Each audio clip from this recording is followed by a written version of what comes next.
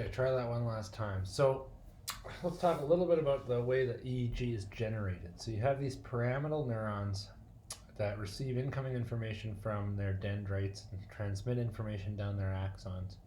And a local field potential from their area records an oscillation that goes up and down rhythmically over time. This is the incoming information that depolarizes and then hyperpolarizes and makes them less and more likely to fire. Of course, if you look at any individual neuron, it's more likely to fire when its resting membrane potential approaches the threshold in this case. And so here, therefore, you have big groups of neurons that all fire rhythmically in time with the ongoing local field potential. And this is a way that they can communicate between different areas, is by locking the timing of their rhythmic firing. So you go through these periods of more and less likely to fire. And it's believed that this way of organizing neural activity by oscillations, locking the firing of neurons, is one of the methods that the brain uses to process information. So if you have a big group of these neurons and they're rhythmically becoming depolarized and hyperpolarized and depolarized and hyperpolarized, they create an electrical potential that's big enough to be measured nearby, and it travels through the conductive head and hits the scalp, where it gets smeared out a little bit on the surface of the scalp. But an electrode placed on the scalp and another electrode placed on a part of the head with no brain underneath, like the bony protrusion behind your ear, the difference between those electrodes can measure the electrical potential of the brain. And this electrical potential increases and decreases rhythmically over time. And this is what we call the electroencephalograph. And so EEG is usually recorded from a series of electrodes on the head that are placed in a regular grid, with 20% of the distance between the nose and the back of the head having a line of electrodes. And so you can see that the convention names these electrodes based off which part of the head they are: frontal, central, temporal, parietal, and occipital, and also the location lateral and medial. So the medial sections have a Z suffix, and odd numbers are shown on the left and even numbers are shown on the right. Increasingly large odd numbers are shown as we increase from medial to lateral sites of the head, frontal, parietal. There's also locations for the references behind the ears. You can see that the activity recorded from each of these electrodes is different. There's large waves at the back of the head and small waves at the front and the side of the heads. Even though there's some smearing by the scalp, there are still regional differences between different areas of the brain. You can see these alpha oscillations. Each of these tick marks is a second apart, so there's about 10 of these waves in this second, which shows us that they're alpha waves.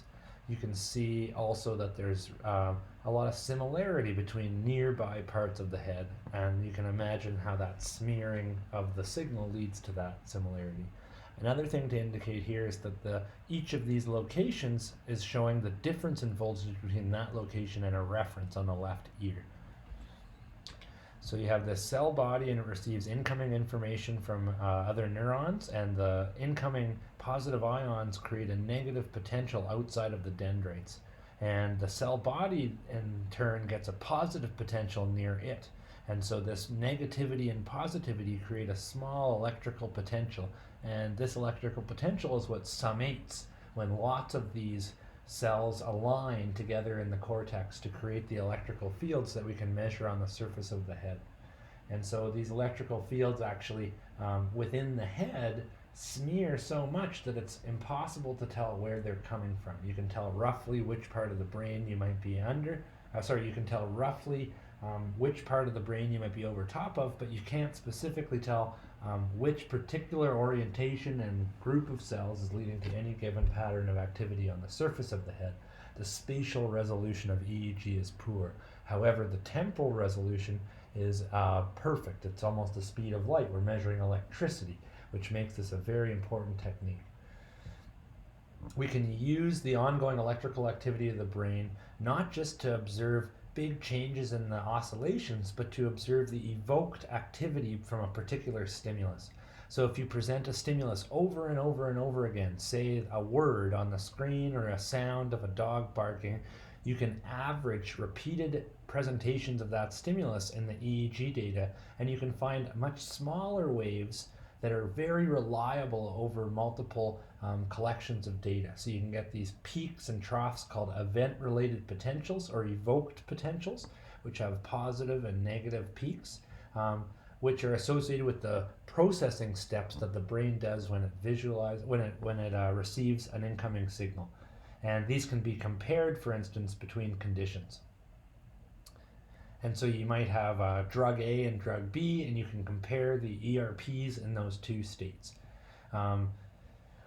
Notice that we need to do this repeated averaging in order to minimize all this normal noise that's in the brain that we're not interested in, so we can focus in on this evoked activity. In addition to looking at that evoked activity, however, you can also look at the oscillations of different frequencies. So we've already talked briefly about alpha waves, but there's also beta, theta, and delta waves, as well as gamma waves that are high frequency. As we fall asleep, our brain changes state, and these waves can be used to observe those changes in states. We saw this in 275, that as we fall into deep sleep, we have big portions of our brain that all become desynchronized and hypersynchronized together, or depolarized and hyperpolarized together, allowing our minds to focus on sleeping. On the other hand, we have these very high frequency and low amplitude beta waves that are very local in specific parts of the brain. We're going to focus for the rest of the lecture on alpha waves, which are something I work on in my lab, which are quite big. This is a period with high versus low alpha and these bursts of alpha. I'm going to continue in another video.